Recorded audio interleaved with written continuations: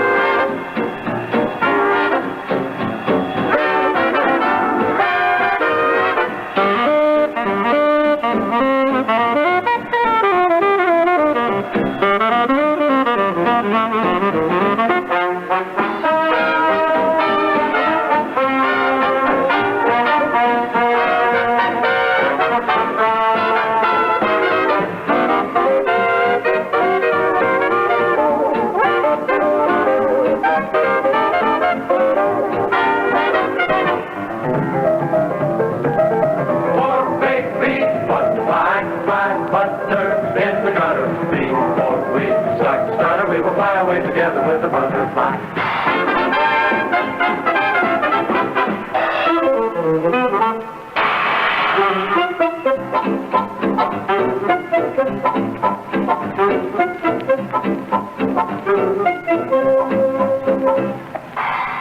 Yeah, Red Nichols and his 5 pennies and Poor Butterfly. Inspired, I understand, by Madam Butterfly. Well, it's time for a Glenn Miller track. And tonight it's the classic American Patrol. This version is from the actual soundtrack of the movie Orchestra Wives from the early 1940s, and the sound quality is exceptional. It should be. It's been reprocessed with genuine care and affection by that wizard of the wax, Robert Parker.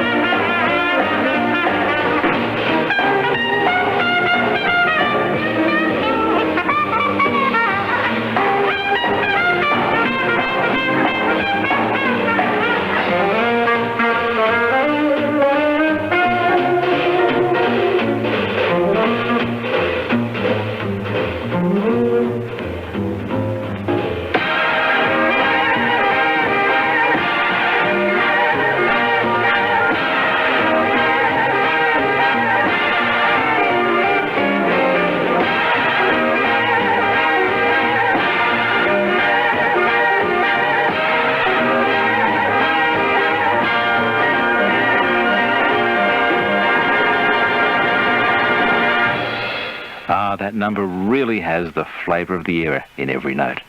Glenn Miller had many big hits, but few greater than American Patrol. Well, we certainly seem to be playing a really old bunch of songs tonight. I didn't mean to have so many, it just worked out that way. But I do hope that you're enjoying them nonetheless. The reason I say this is that we next have an Irving Berlin song that Eddie Cantor popularised in the very early 1920s. You'd be surprised. This song seems to have been revived several times over its long life. I even remember Marilyn Monroe featuring it in one of her films. Back in the 40s, though, the song had a really big boost when Orrin Tucker recorded it, and a lady named Bonnie Baker supplied the vocal. If you were around in those days, there's just no way that you could forget this one.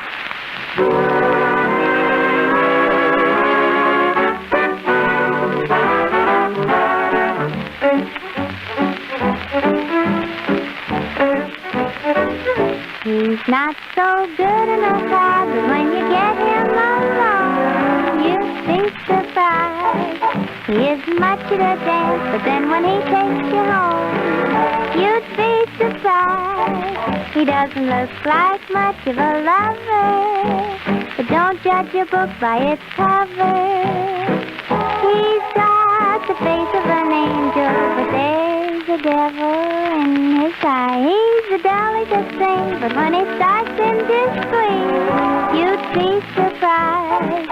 He doesn't look very strong, but when you sit on his knee, you'd be surprised. At a party or at a ball, got to admit he's nothing at all, but in a Morris chair, you'd be surprised.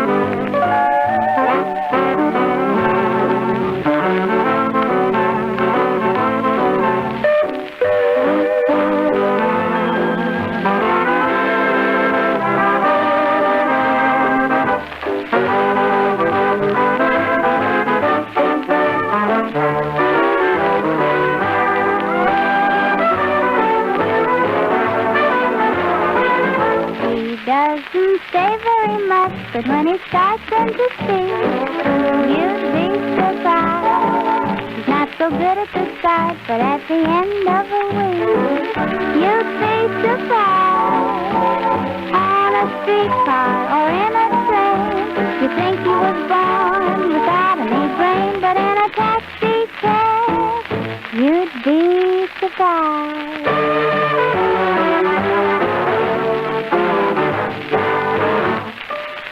After this next break, we'll be back with a touch of the classics. At Melbourne's own 3DB, it's now 11 to 8. Hi, Philomena here from Philomena's Travel Service. How would you like to join Andrew Bensley at the Grand National at Aintree? Well, now's your chance, so get in early. Tour departs March 29 to London.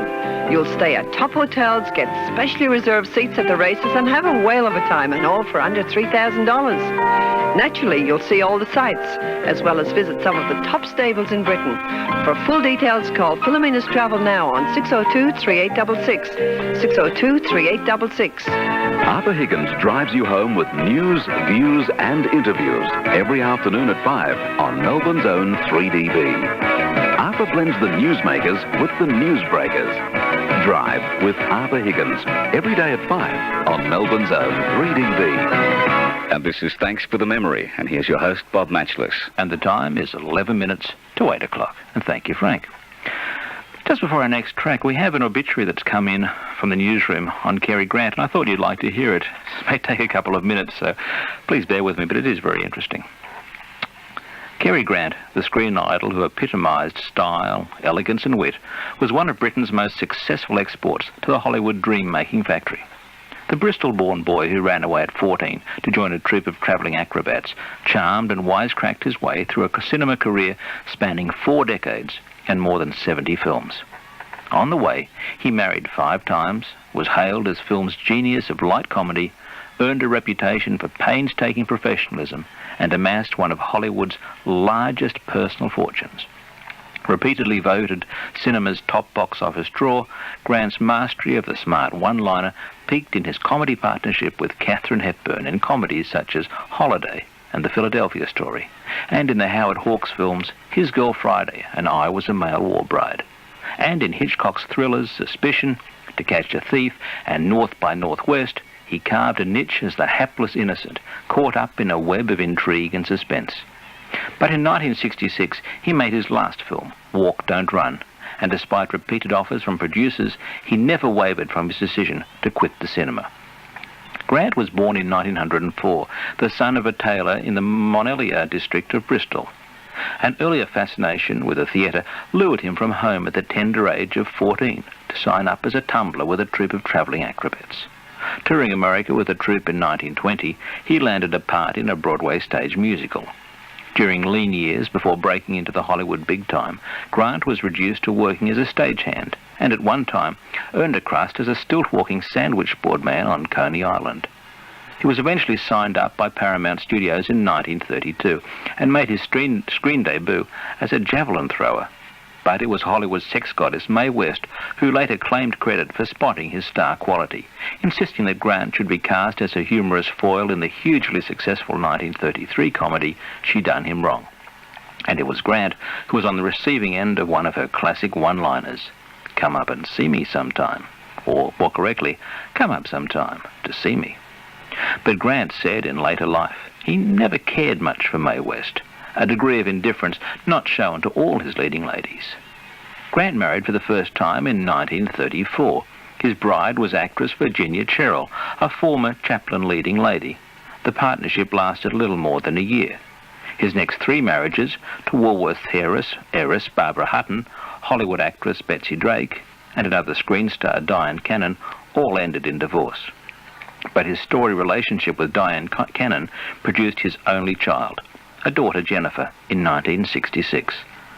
The idol of millions of adoring female fans, Grant was given to observing perplexedly that he never understood women, and in a rare moment of candor explaining his marital record,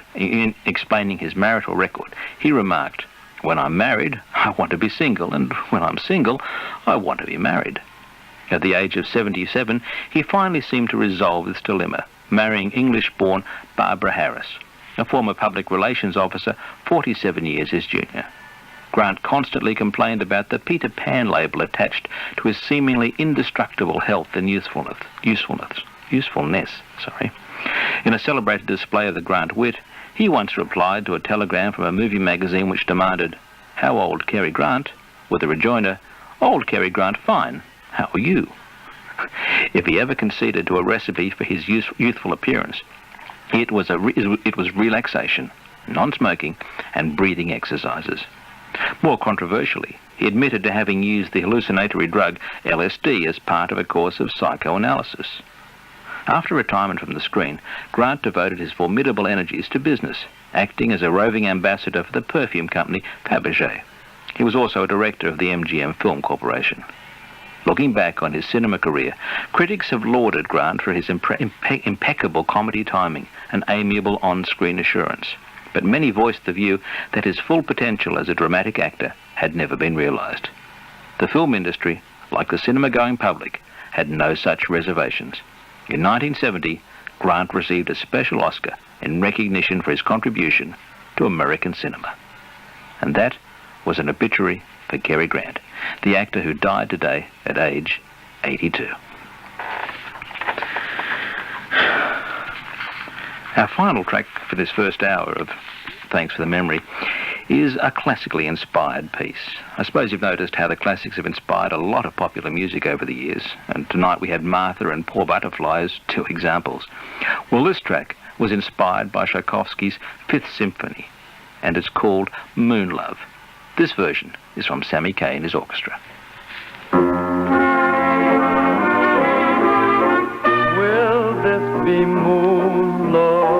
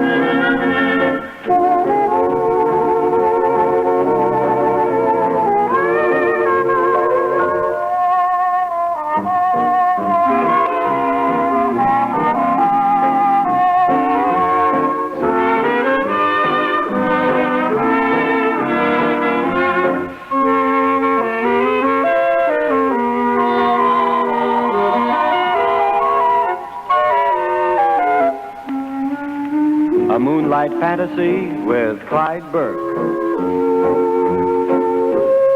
Will this be moon love? Nothing but moon love. Will you be gone when the dawn comes stealing through? Are these just moon dreams, grand while the moon beams? But when the moon fades away, will my dreams come true? Much as I love you, don't let me love you.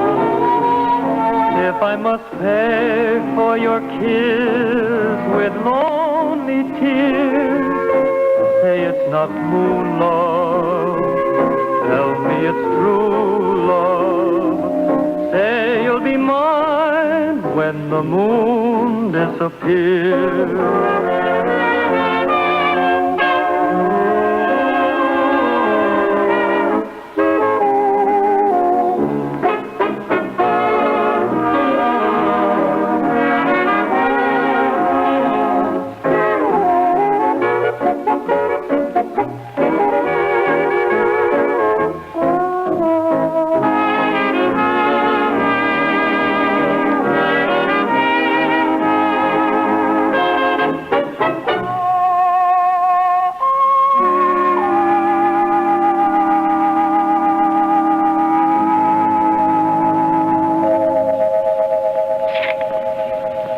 And that was Clyde Burke on the vocal of Moon Love, with old Swing and Sway himself, Sammy Kay. After the 8 o'clock news, we'll be back with more nostalgia from the 1930s to the 1950s.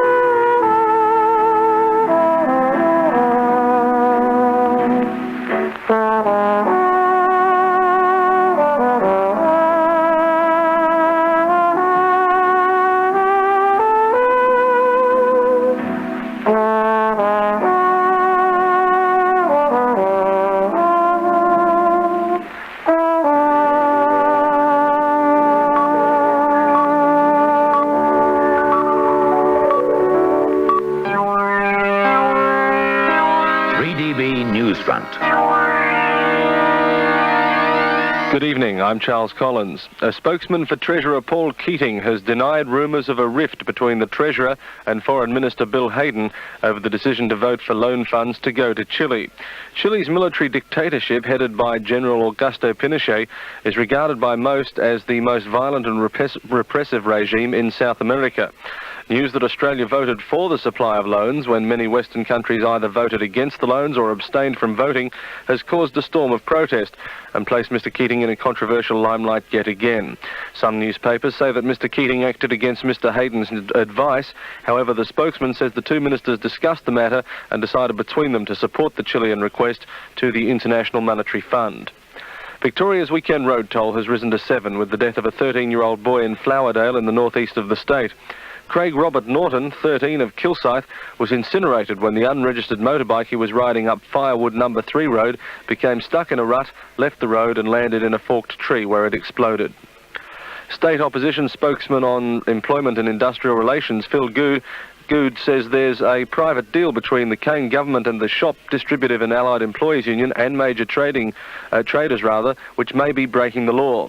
Mr. Goode says the deal will close major stores on Saturday, December the 27th. He says the deal may be in breach of lease agreements and could represent a restraint of trade.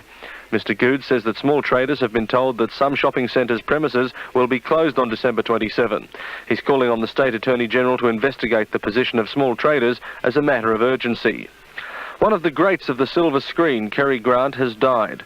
Grant, who made what many considered a premature retirement from the screen in the mid-1960s, was at his prime the highest-paid star in Hollywood and won notoriety for his refusal to do television work of any kind and his stance for the legalisation of LSD. Martin Jackson reports. The veteran actor was transferred to intensive care shortly after being admitted to hospital for tests. His fifth wife, Barbara, was at his bedside. Cary Grant was born Archibald Leach in Bristol and first went to America with a troupe of acrobats. He made his first film in 1932, and by the end of the decade he was a star, the elegant matinee idol of light comedy. He made more than 70 films during his 30-year career, among them North by Northwest and The Philadelphia Story, and starred opposite a host of leading ladies including Marlene Dietrich, Marilyn Monroe, Katharine Hepburn and Sophia Loren. The Executive Director of the Victorian Employers Federation, Ian Spicer, says the federal government should defer the second fringe benefits tax payment due at the end of January. Mr. Spicer says businesses already have to remit group and prescribed payments tax during January and pay sales and payroll tax. He says most businesses have a slow or negative cash flow in January, and the second fringe benefits tax payment will stretch many of them to the limit. Cricket, and Australian skipper Alan Border seems to at last have hit form with the bat, and it couldn't have come at a more important time for the Aussies. Chasing England's imposing first innings score of 8 for 592 declared, Australia soon found themselves struggling to avoid the follow-on in the third day of the second test at the Wacker today. After losing David Boone for 2 last night, Jeff Marsh went for 15 early today, and then Steve Waugh went for a hard-hitting 71. Dean Jones was the next to fall. He made 27, and then Greg Ritchie was dismissed for a quick-fire 33. However, Border has not lost his cool in what are trying circumstances, and with the help of Greg Matthews, he's moved Australia's score onto 5 for 259. Border is not out on 74, Matthews has hit 27. Australia need another 134 runs to avoid the follow-on. Meanwhile, Victoria is in a strong position in their Sheffield Shield match in Adelaide. Captain Ray Bright declared the Vic's second innings closed at 5 for 223 to add to the first innings lead of 133. That gave South Australia a target of 357 for an outright victory, but already they're struggling at 1 for 12. Victoria's third-day hero was Paul Hibbert, who scored 101, while Andrew Zezas took 3 wickets for the Crow-Eaters. And it continues to be a great year for Roger Davis on the golf circuit. Davis, twice previously runner-up in the New Zealand Open, has finally won the event. Davis' 72-hole tally was 13 under the card, 3 better than Bob Shearer and American Curtis Strange. Davis shot a superb 63 on the first day at Titirangi and led all the way. News time, 8:04. Life is always fun with Jeff Cox, and Coxie fills in for Bert Newton every morning this week from 6 on Melbourne's own 3DB. Melbourne's weather, fine, although cloud increasing tomorrow, a very warm day with a nor'east wind freshening and tending northerly. A top tomorrow of 30 degrees after an overnight low of 13. On the bays, east to nor'east winds tonight, grading from 10 to 15 knots with a slight to choppy sea in the north, to 20 knots southward with a rather rough sea. Winds tending north to nor'easterly at 10 to 15 knots tomorrow with rather rough seas. There should be showers and thunderstorms on Tuesday with a maximum of about 30. Wednesday will be clearing and cooler with a top in the low 20s, and Thursday will be fine with a top in the low 20s. The temperature in Melbourne currently is 20 degrees. I'm Charles Collins. This has been 3DB Newsfront.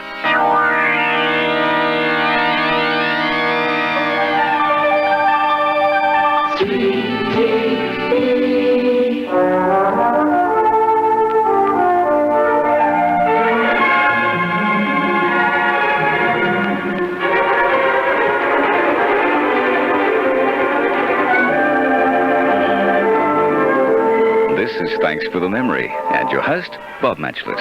Thank you, Frank McKay, and the time is 6 minutes past 8. And here we go with hour 3 of Thanks for the Memory. You know, one thing I have a real soft spot for is Peter Dawson.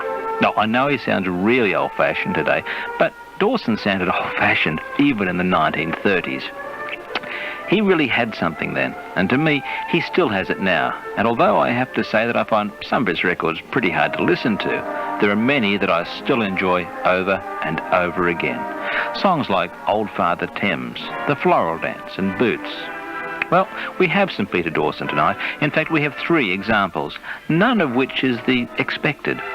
About 5 years ago, EMI Records, with the help of the National Library in Canberra, issued an amazing 10-volume set of Dawson, and they covered it all, from his first cylinder recording in 1904 to one of his last recordings, taken from a radio broadcast in 1958.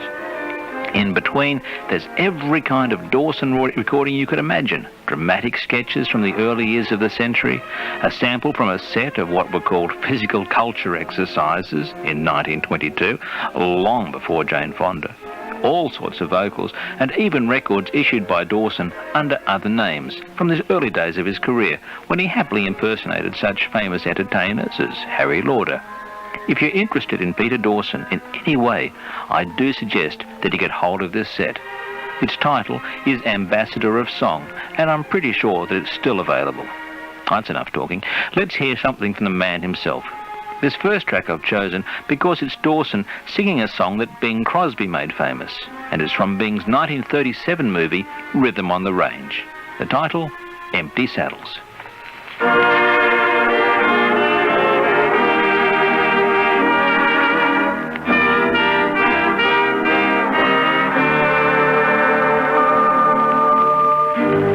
Something strange in the old corral.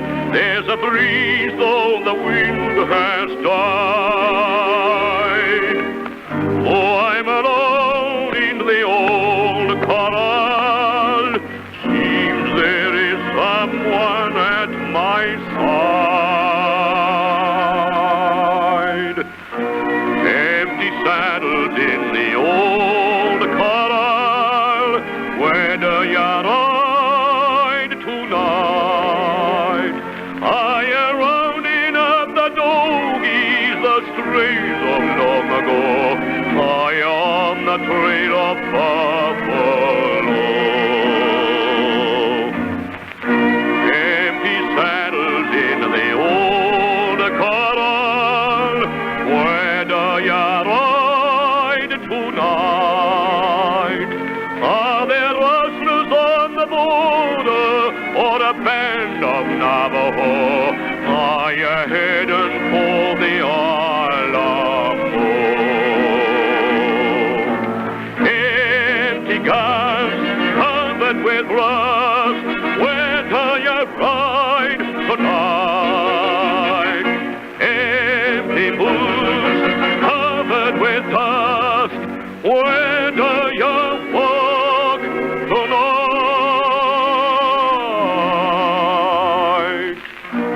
Empty saddles in the old corral, my tears would be dried tonight. If you'll only say I'm lonely, as you carry my old pal. Empty saddles in the old corral. Empty saddles in the old corral. Where do you ride tonight? Are you rounding up the dogies, the strays of long ago? Are you on the trail of buffalo? Empty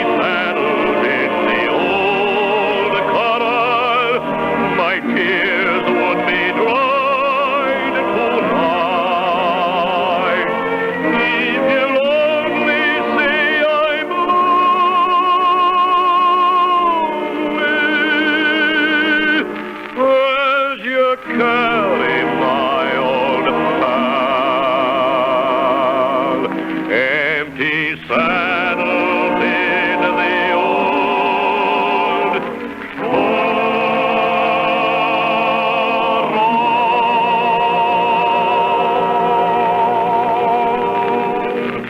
Ah, yes, they don't sing like that anymore. I honestly think I prefer Bing's recording of Empty Saddles, but it is interesting to see how Peter Dawson handles it. Our second track tonight from this 10 LP set comes from a live outside radio broadcast in 1942, recorded in, of all places, New Zealand. The whole track runs more than 6 minutes and features quite a bit of commentary from a very excited announcer, but I thought I'd play it all because it is very interesting to hear. In the middle of it, Dawson manages to sing that great old song, The Changing of the Guard. Ladies and gentlemen, it is now my privilege and pleasure to perform a task which is almost unnecessary, and that is to introduce Mr. Peter Dawson, the world-renowned bass baritone.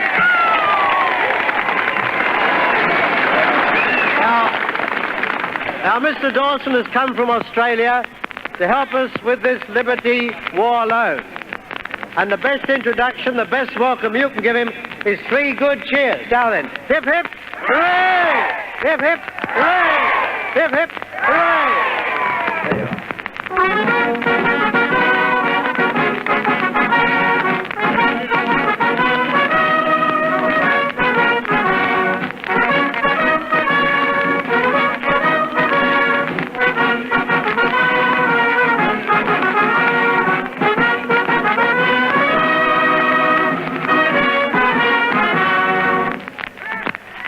Want to do it again? Hip, hip, hooray! Hip, hip, hooray! Hip, hip, hooray! That's for the loan.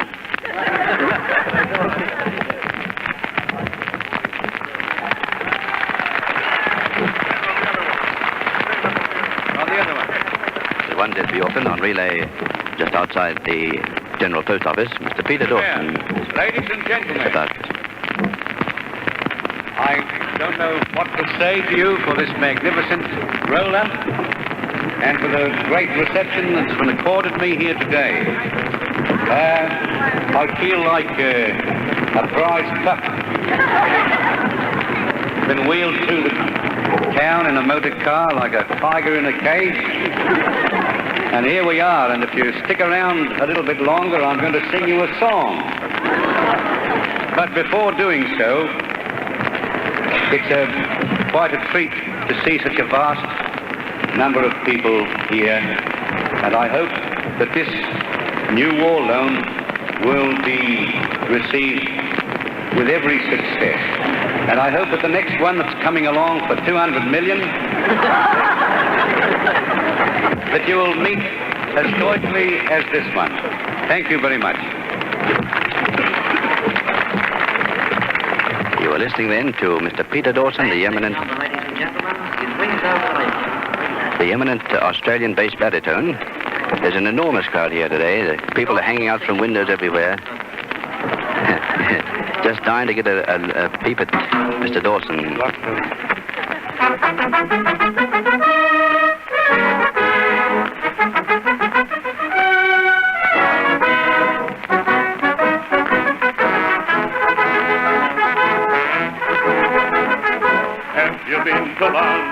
Are you coming to London? When you come to London, I'll tell you what to do. Go down the streets, take in the treats, do all the usual things. And if your spouse is fond of houses, why not show her the kings? Go down the Strand to Buckingham Palace, and there you'll see the changing of the guard. Stand, baby, within the palace yard. And if you're free to enter fence, you press your noses to the rail, and there you'll see the changing of the guard. See how they come to beat the drum, the bump and ride on every hand. A sharp staccato and a command. Behold, behold the changing of the guard.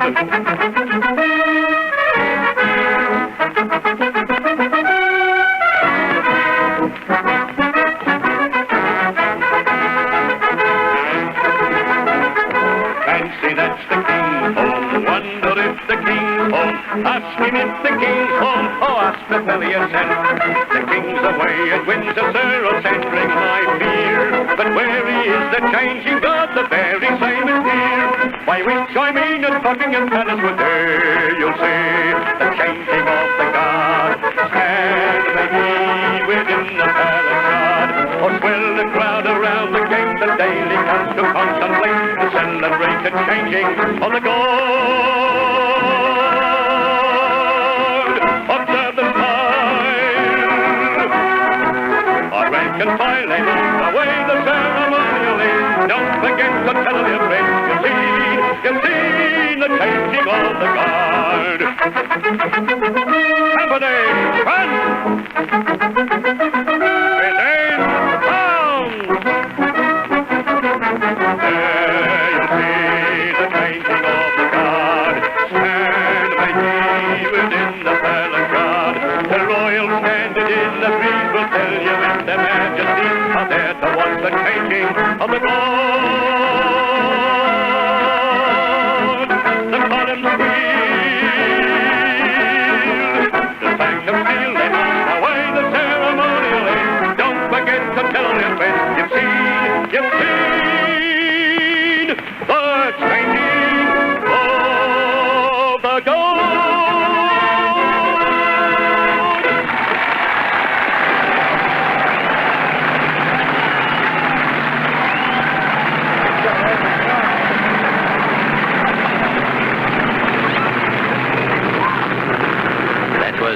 Mr. Peter Dawson singing The Changing of the Guard. Just as he finished, a formation of planes flew overhead, and he's standing up again and taking a bow. And as the planes flew overhead, Mr. Peter Dawson paused and pointed upward. The crowd went wild over that song, and you could hear his voice echoing right across Queen Street from one building to the other.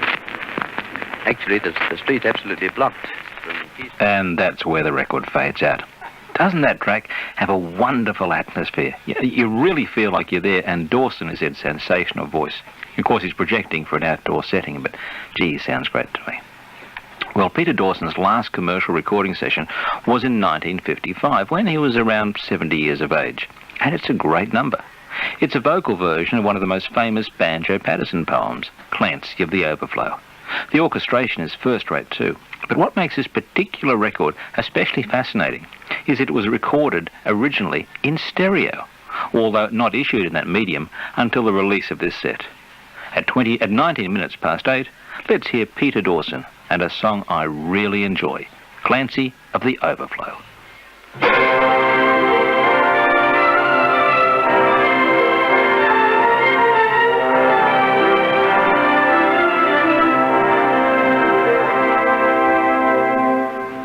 Written him a letter, which I had for want of better knowledge, sent to where I met him down the Laughlin years ago. He was shearing when I knew him, so I sent the letter to him, just on spec addressed as follows, Clancy of the Overflow. And an answer came directed in a writing unexpected, and I think the same was written with a thumbnail dipped in tar. While the shearing maple wrote it, and verbatim I will quote it, Clancy's gone to Queensland rolling, and we don't know where we are.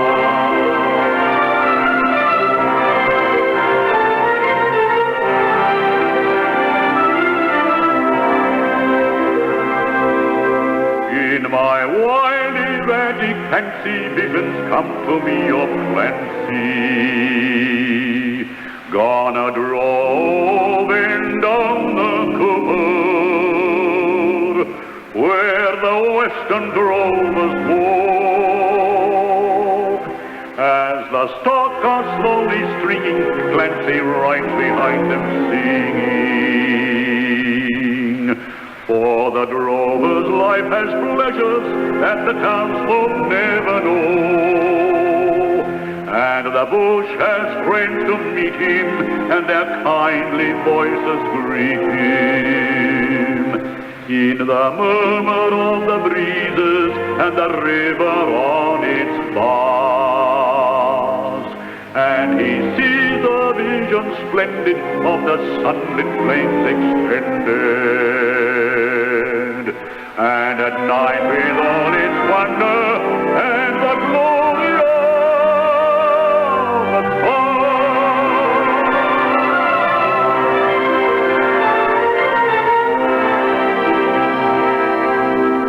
I am sitting in my dingy little office, where a stingy ray of sunlight struggles feebly down between the houses tall, and the fetid air and gritty of the dirty, dusty city. Through the open window floating spreads foul and wall, and in place of lowing cattle I can hear the fiendish rattle of the tramways and the buses making hurry down the street, and the languid gunners fighting on the gutter children fighting, capitulating and painting to sing the song of peace.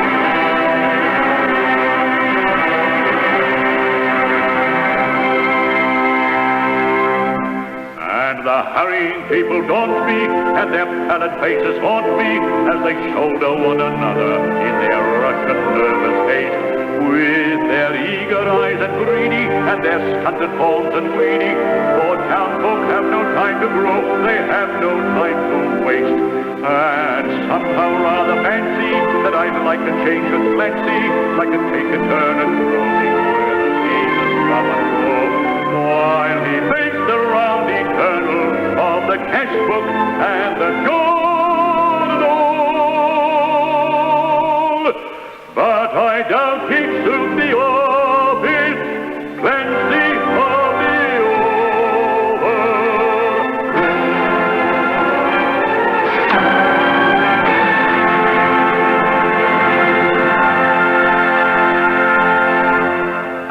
Isn't that a stirring recording? You know, I wonder how many artists can claim they started on cylinder recordings and ended in stereo. Peter Dawson, Clancy of the Overflow. Let's take a break, and we'll be back with Fred Allen and Jack Benny. It's 23 past 8 at Melbourne's own 3DB. The wisest words Charlie Brown ever said were, "I love humanity. It's people I can't stand." It's easy to have fine feelings towards folk we never meet, and to be unbearable to those we live with. As the Chinese proverb says, better do a kindness near home than go far away to burn incense. I'm Father Humphrey O'Leary. Have a good day. Mickey de Stoop makes your morning every day at 9. Mickey talks to the right people and brings a breath of fresh air to morning radio. Mickey de Stoop, every morning at 9 on Melbourne's own 3DB. This is Thanks for the Memory, and your host, Bob Machliss. And the time is coming up to 25 minutes past 8. And now for something completely different, and it's a fine example of that famous radio feud between Jack Benny and Fred Allen. In this sketch, they swap some wonderful insults, and it comes from an early 40s radio broadcast. Just to set the picture, it's Christmas, and Jack is visiting a department store to buy a present for Fred. A present in keeping with his radio character as cheaply as possible. We pick him up in the necktie counter. You see, I'm buying this tie for a friend of mine, Fred Allen. Fred Allen? Oh, I heard him on the radio. Why didn't you just buy him a piece of rope and let him hang himself?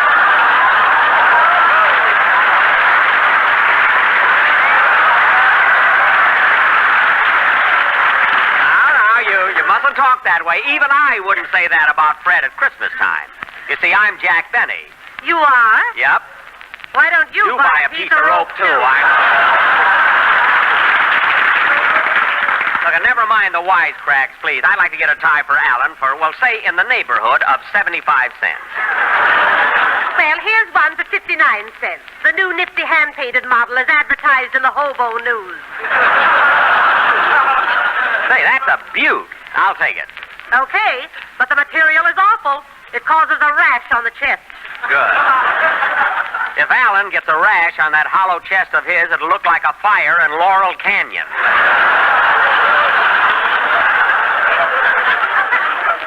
No kidding. His chest is so hollow, when he breathes, there's an echo. I'll take that tie and put it in a real expensive box. How much do you want to pay for the box? Just put it in a bag. I resent that. Not you. I meant a paper bag. I see. Say, isn't that Fred Allen over there? Where? Yes, it is. He's heading this way. I'll bet that louse is going to buy me one of these cheap neckties. I'll tell you what, miss. Let me duck down behind the counter with you. Okay, but no tricks.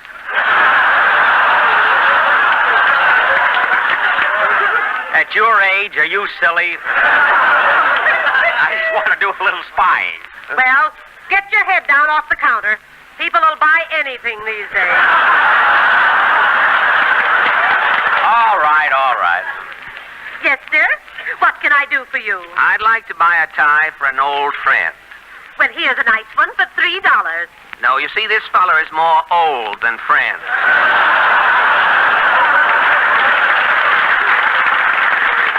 Wait a minute, I got him. Say, that's just the tie I want. Your author was drafted. Say, that's just the tie I want. That 59-center, the polka dot cheesecloth there. Okay, but I must tell you, this material causes a rash on the chest. Well, don't worry about it. The guy I'm giving this to hasn't got enough blood to break out in a rash. Wrap it up. That's so.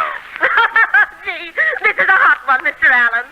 Not 2 minutes ago, I sold the same identical tie to... Ouch! What's,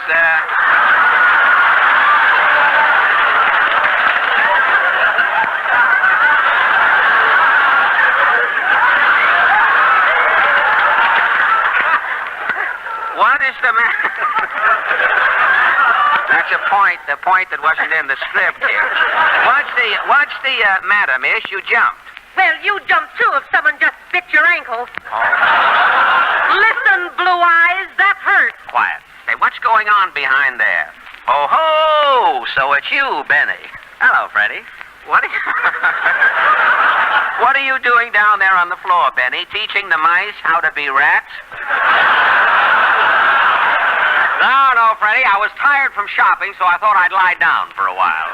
Shopping, eh? That's right. Brother, you could shop from now until 1980 and still not demobilize your wallet. You should talk. You're tighter than the hinges on the door of Inner Sanctum. Now, don't cloud the issue. What are you doing looking at neckties? Don't you crochet your own anymore? Well, to tell the truth, Freddie, between radio and pictures and managing the Jack Benny all-girl football team, I have a little time left for crocheting. That softball team, isn't it, you chase? Softball, I'm sorry. Say now. The Jack Benny all-girl soft football team. I'll get them both in. That's what you get for having your bifocals on top. You see, you have...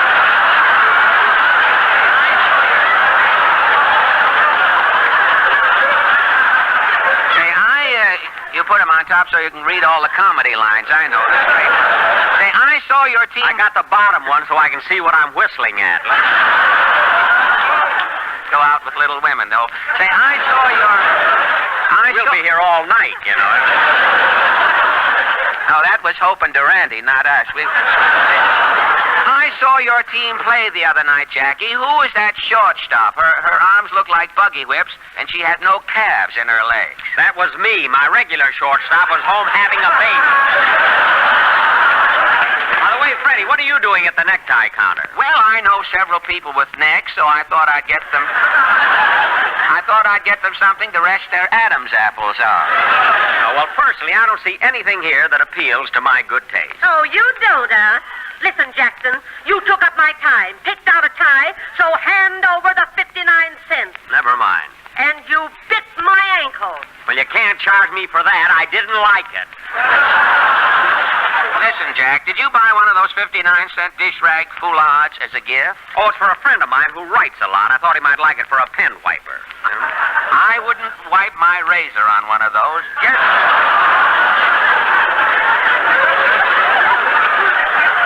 Just wrap up one for me, too, miss, just in case. You know, Freddie, I've been wondering what to get you for Christmas. Believe me, I've combed every basement. Oh, any little thing will do, Jackie. It's not the gift. After all, it's the spirit in which it's given. That's right. You know, I like you, Fred. I like you too, Jackie Wacky. And I enjoy your radio programs. You do? Uh-huh. You know, most people fall asleep when you're broadcasting. But me, I stay awake. I don't care what people say, you're great. Well, thanks, Fred. You know another thing, Freddie? I think you're wonderful in pictures. Really? Gee, with that face of yours and those bags under your eyes, what character parts you can play. Really? Certainly, but me, all I can be is a good-looking juvenile. Oh, brother. 20 or 30 years, I'll be washed up. But you with those bags and wrinkles, you can go on forever. Oh, you know, with those wrinkles, you look like a convertible with the top halfway down. You know? Oh, you're just saying that, Jackie. No, I'm not. Why, you can play anything from the Hunchback of Notre Dame to Dracula's other wife. But I'm typed. All I can be is the perpetual pretty boy. Now, Jackie, don't let your beauty depress you as it does everyone else. You are destined to be a great lover, and there's nothing you can do about it. But I'd rather be like you, Fred, a character and a great wit. Gosh, what a kick I get out of those jokes you think of. You know, those ad-libs you pull. Oh, they're really nothing. I know, but does the public realize that? They think you're the top. Well, what the public doesn't know won't hurt us, eh, Jackie? Why, if your fans could see you in the morning before Rochester assembles you, they'd run a mile. 2 miles. Say, Freddie, look, here's the music counter. I think I'll try this violin. Gosh, that's, Just 1 second. Wait till I play a little exercise. Are you playing or tuning? Yes, I will in just a second.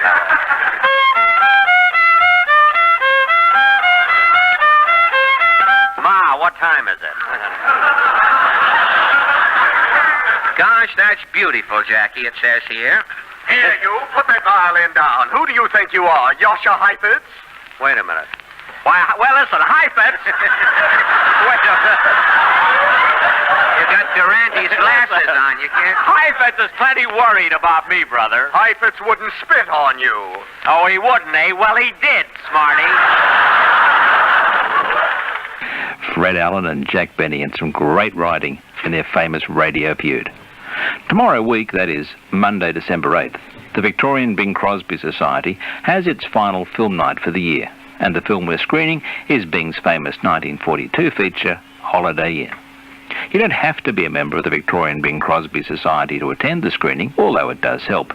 But if I can tell you more, why don't you drop me a line as soon as possible? Preferably, get your letter off tomorrow morning.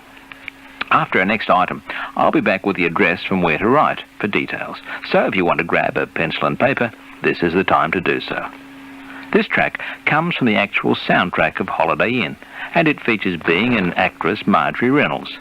The scene is outside the inn, when Marjorie first comes looking for a job, and this leads Bing into singing, for the very first time ever, White Christmas. Thanks, Frank. So this is Holiday Inn. Yeah, will be if it ever opens up. Oh, why shouldn't it open? Well, I ain't one to talk, but you could probably buy a half interest in this place for a barrel of apples. Next train for New York's at 7:43 if we can flag her down.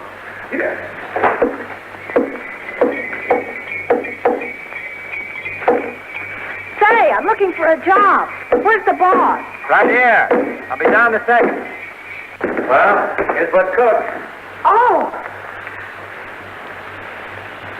Well, this is styling. Was it as large as this when it was a farmhouse? Yeah, it was built by a fellow who felt cramped in New York. He finally run out of lumber, though. I don't know. It sounds like something you'd dream about at night. And it would be wonderful. And you'd wake up in the morning and realize it couldn't work. Oh, it'll work. I can sell the idea to some performers. They seem to think that profit sharing means taking bows on an empty stomach. So that's why you're not open tonight. Well, I'm also sort of particular about the kind of talent I'm going to use. 15 holidays a year. Mm-hmm. You're a lazy fellow. No, not especially. Just have my own ideas about living. Say, I came out here for a job. Could you use me? Well, I might find a spot for you in my first show. What can you do? I sing a little and dance. Couldn't guarantee any salary at first. Right now, I've got the ledger and an iron lung. I don't care if you pay off an egg. Just give me a chance. Well, let's see what you can do. Thanks. Thanks a lot. You know, I've written special music for each holiday. This sort of gives me a chance to keep a little promise I made to myself. I said I was going to sing this song at the end tonight. I'm dreaming of a white Christmas, just like the ones I used to know, where the treetops glisten and children listen to hear sleigh bells in the snow.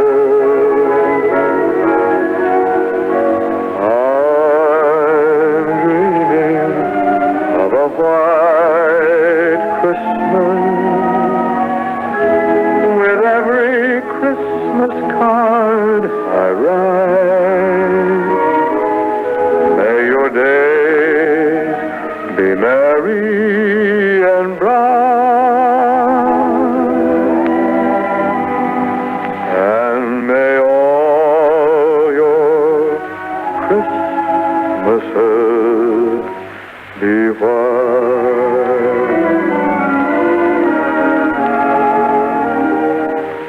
I'm dreaming of a white Christmas, just like the ones I used to know, where the treetops glisten, where the treetops glisten, and children listen, and children listen to hear sleigh bells in the snow. I'm dreaming of a white Christmas,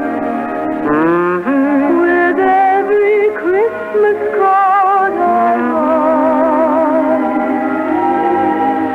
May your days be merry and bright,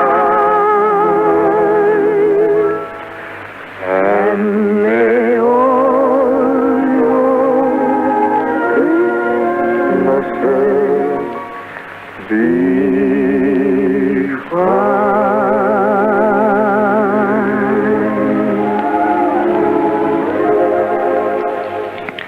And now, that address to write for details of our screening of Holiday Inn tomorrow week.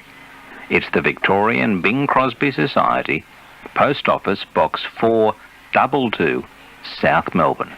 That's the Victorian Bing Crosby Society, Post Office Box 422, South Melbourne. Right, please write, because I'll get back to you just as quick as I can. And now, it's time for part 3 of Showbiz, that amazing cavalcade of entertainment recorded by R.C.A. Victor in the early 1950s. Tonight, we cover the Great Depression of the early 1930s, or as the record puts it, when Wall Street laid an egg. Here's the narrator, George Jessel.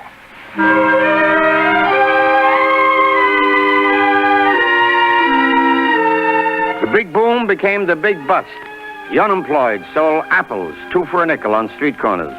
Bonus marches went to Washington, and the party was definitely over, for a time anyway.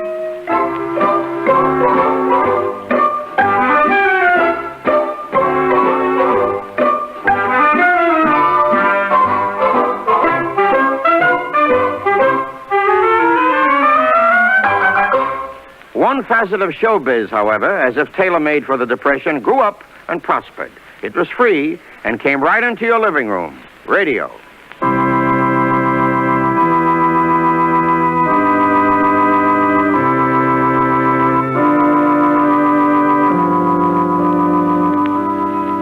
In towns and cities, the nation paused each night at 7 to share the adventures of the Fresh Air Taxi Company, Amos and Andy. Eyes regusted. Ow-wah, ow-wah, ow-wah, ow-wah. There was Ed Wynn, Fred Allen, the Goldbergs, George Burns and Gracie Allen, Joe Penner. You nasty man! Fibber McGee and Molly, Jack Pearl. Was you there, Charlie? There was a new star named Bob Hope. And one night, a fellow who claimed he was looking forward to his 39th birthday stepped up to the mic to play his fiddle.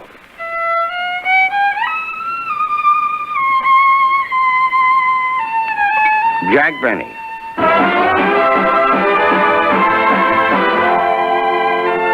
And one comedian had the largest radio audience of all. Only the King of England abdicating his throne to become the Duke of Windsor, and Franklin Delano Roosevelt's declaration of war drew more people to their radio sets. His name, Eddie Cantor. We want Cantor, we want Cantor. There was Morton Downey.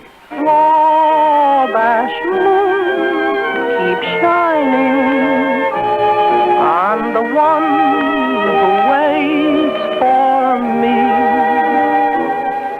And will you ever forget? Elsa, and now the time has come to lend thine ears to Au revoir, pleasant dreams. Au revoir, pleasant dreams. Think of us when requesting your theme.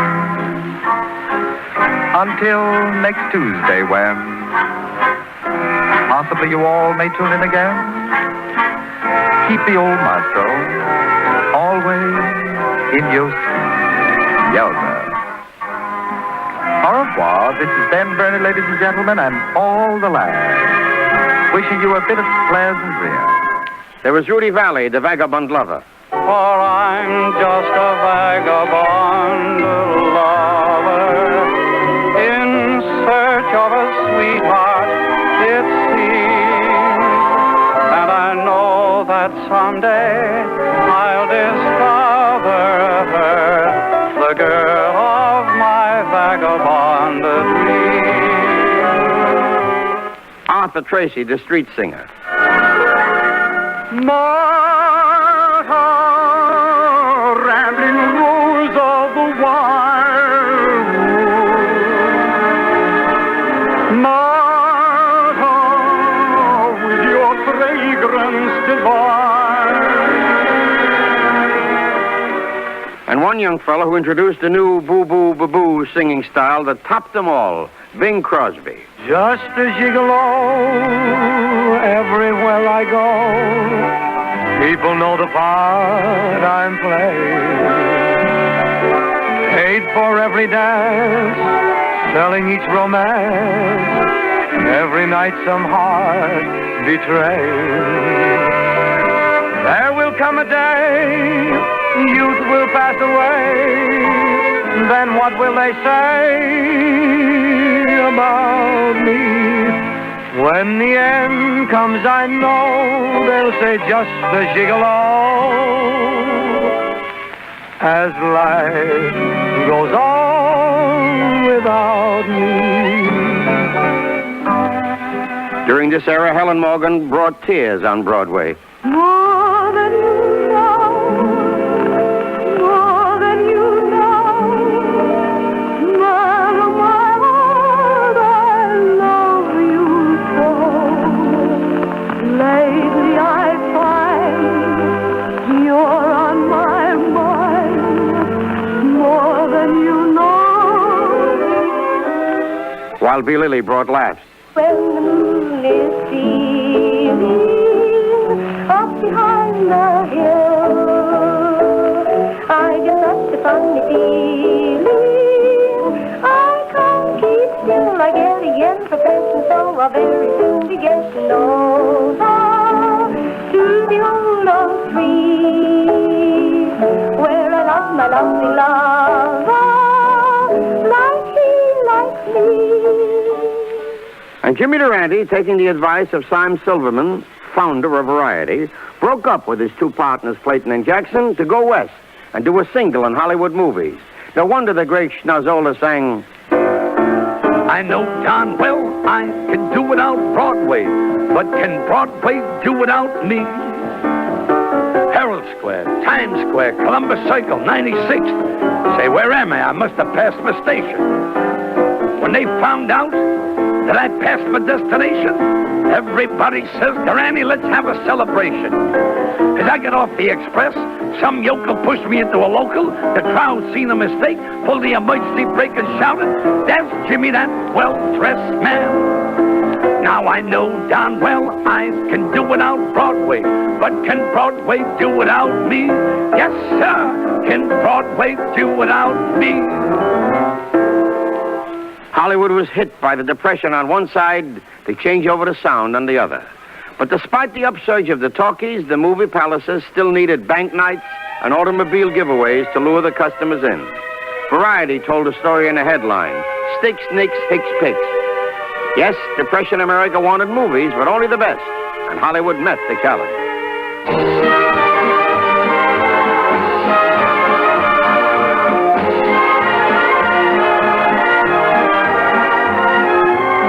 Walt Disney gave us Snow White and the Seven Dwarfs. Marie Dressler and Wallace Beery created the roles of Min and Bill. Clark Gable and Claudette Colbert romanced in It Happened One Night. We howled at Charlie Chaplin again in City Lights and blushed as Mae West whispered, "Come up and see me sometime." David O. Selznick gave us Gone with the Wind, the biggest hit of modern times. And there were such great film musicals as Warner Brothers' Gold Diggers of Broadway. We're in the money, we're in the money. We've got a lot of what it takes to get along. 42nd Street with Ruby Keeler. Come and meet those dancing feet. On the avenue I'm taking you to 42nd Street. The Wizard of Oz with Judy Garland dreaming wistfully. Somewhere over the rainbow, way up high,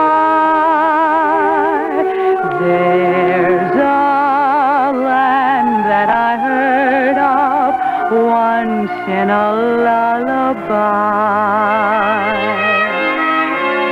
And there was that Dancing in the Clouds couple, Fred Astaire and Ginger Rogers. The top composers wrote for them. Vincent Youmans gave them the karaoke from Flying Down to Rio.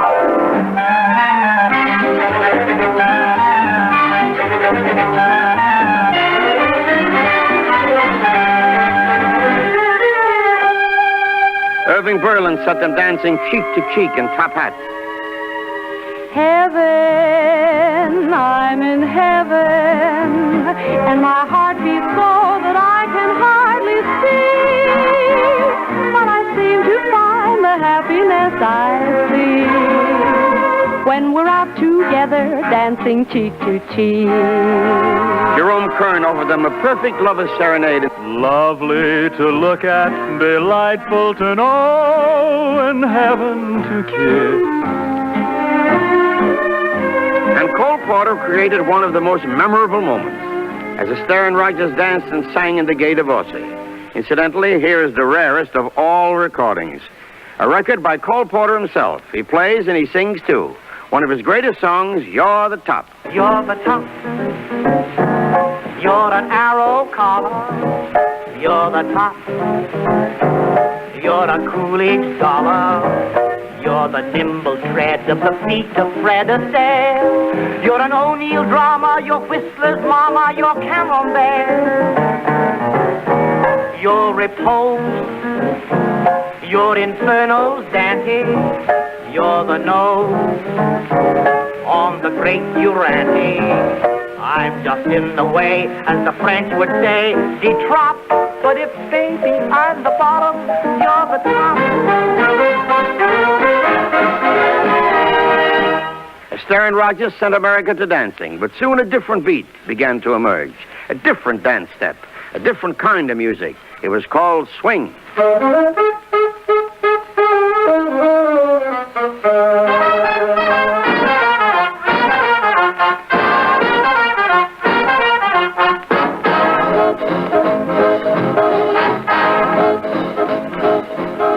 That was the era of the great bands. You've just heard the original recording of In the Mood by Glenn Miller. But there were others who made the music go round and round. Tommy Dorsey. Oh, I blow through here, the music goes round and around, whoa, whoa, whoa, whoa, and it comes up here. push the first valve down, the music goes down and around. Whoa, whoa, whoa, and it comes up here. Cab Calloway. Folks, here's a story about Minnie the Moocher. She was a red-hot hoochie coocher. She was the roughest of his frail, but Minnie had a heart as big as a whale. Ho-dee-ho, dee-ho, ho-dee-ho, dee-ho, hi-dee-hi, dee-hi, hi-dee-hi, dee-hi. And the king of swing himself, Benny Goodman, playing his own clarinet.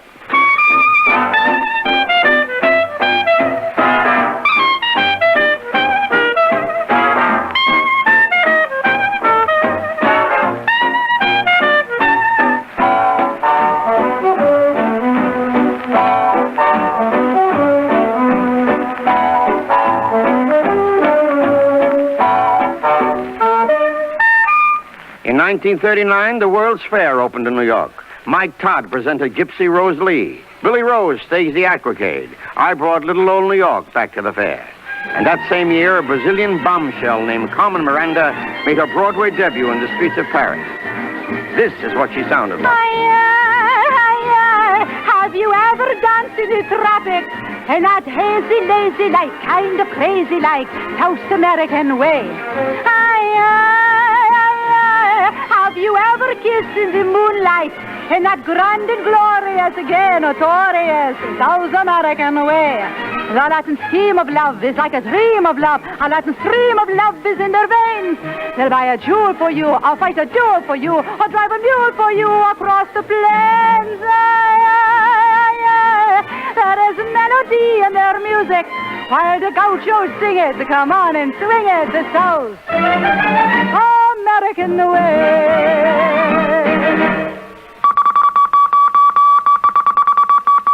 But all the news from other lands wasn't as cheerful as Carmen Miranda. Good evening, Mr. and Mrs. America, and all the ships at sea. There's very grave news tonight. Nazi troops have invaded Poland. The rumble of those marching feet echoed round the world. Newscasters, Ed Murrah and Edwin C. Hill, H.B. Kaltenborn and Elmer Davis, Raymond Graham Swing and Walter Winchell, Eric Severoid and William L. Shirer were heard with new attention. But as the march of the invaders grew louder and louder, here at home a chorus of patriotism began to swell. Irving Berlin set it to words and music.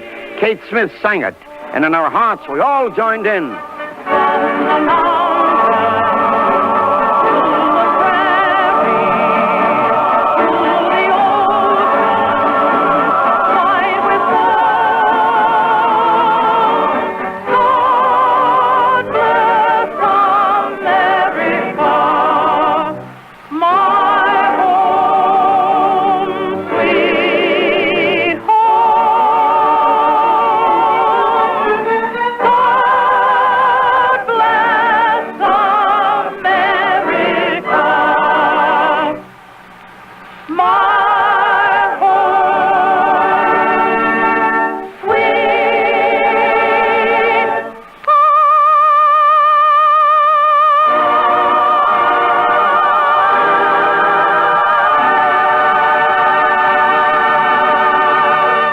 And the time is coming up to 5 minutes to 9. I hope you're enjoying Showbiz. I certainly am. Next week, we'll be back with the final part in this cavalcade of America's entertainment industry this century. Well, I think there's time for just one more track tonight, so let's finish with a good old number from Carson Robertson and his Pleasant Valley Boys. And they're telling us something that we all knew anyway, that life gets tedious, don't it?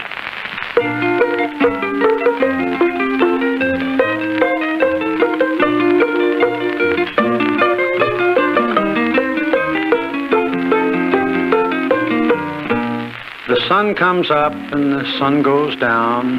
The hands on the clock keep going around. I just get up and it's time to lay down. Life gets tedious, don't it? My shoes untied, but I don't care. I ain't figuring on going nowhere. I'd have to wash and comb my hair, and that's just wasted effort. Water in the well getting lower and lower. Can't take a bath for 6 months more, but I've heard it said, and it's true, I'm sure, that too much bathing will weaken you. I open the door and the flies swarm in. I shut the door and I'm sweating again. And in the process, I crack my shin, just one darn thing after another.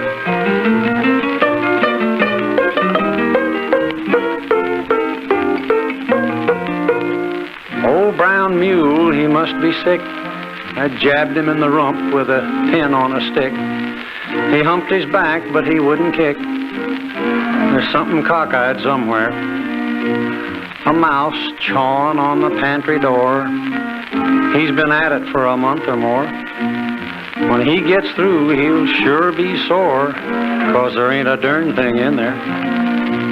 Hound dog howling so forlorn, laziest dog that ever was born.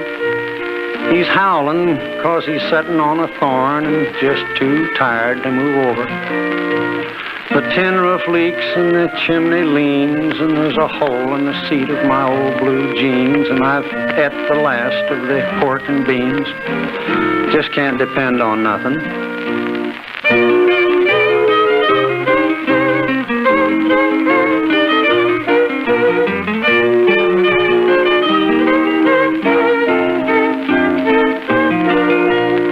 Cow's gone dry and the hens won't lay.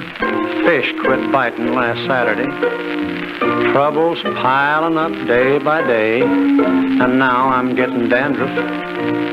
Grief and misery, pains and woes, and debts and taxes, and so it goes, and I think I'm getting a cold in my nose. Life gets tasteless, don't it?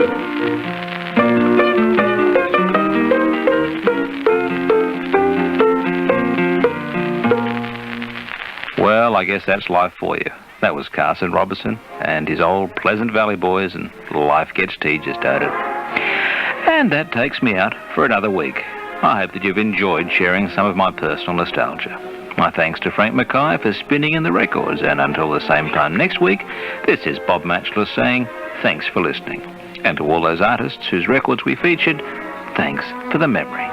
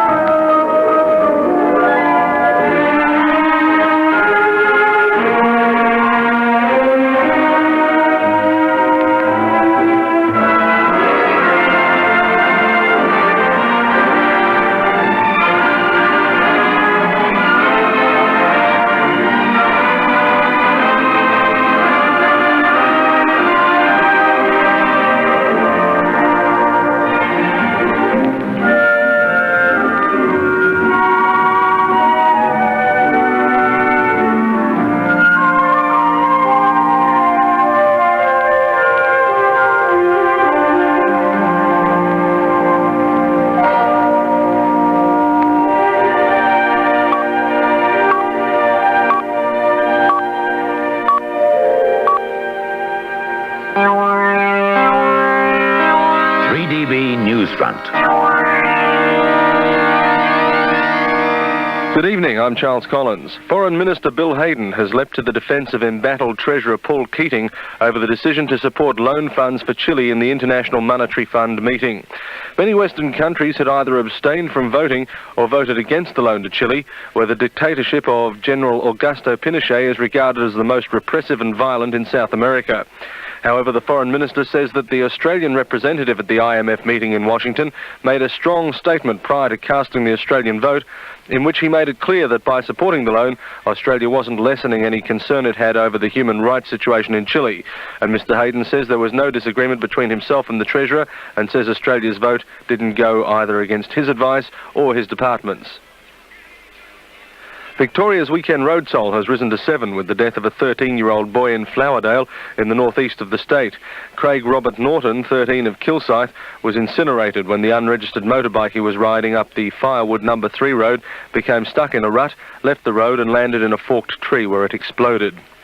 At the age of 82, movie superstar Cary Grant has died. Born Archibald Leach in Bristol in the west of England, he travelled to Hollywood as a young man and became the highest paid star in the world. He even sacked his agent so that he could conduct his own negotiations.